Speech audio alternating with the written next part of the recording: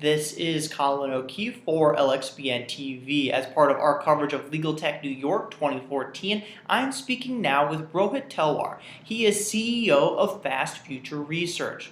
Rohit, you're speaking at LegalTech about ILTA's Legal Technology Future Horizons project, and speaking to those findings, you did some research on what technology can do to help law firms serve their corporate clients.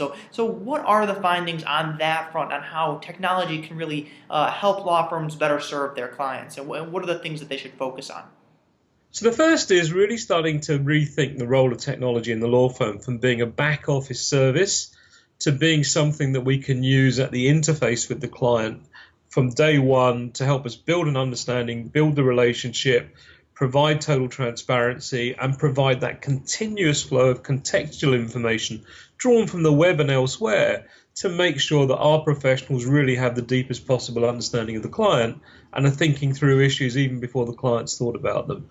The second is we're seeing new entrants come in with disruptive business models around how they're using technology to automate more and more of the legal process, and particularly the use of artificial intelligence. We're going to see that becoming more and more pervasive, whether it's drawing up contract models, whether it's the analysis of case data, whether it's looking for the smoking gun in a fraud case.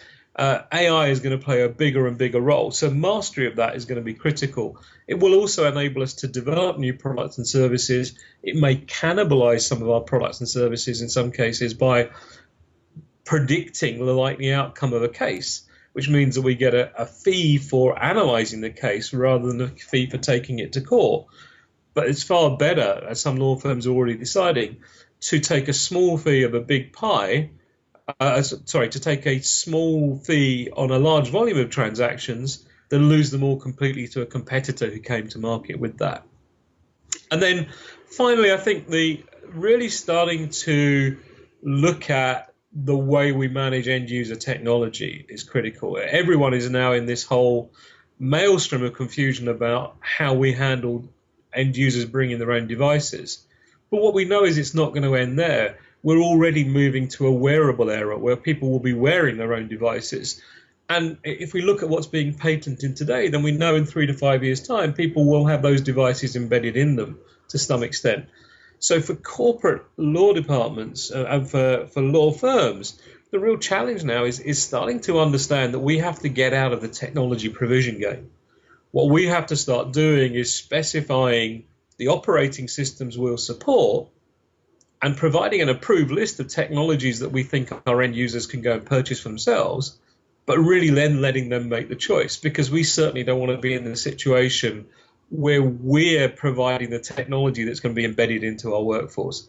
That's a minefield that no company wants to get into. But if we know the direction of travel, we can start to set policies today and start to set strategies today that move towards that idea of choose your own device from an approved list.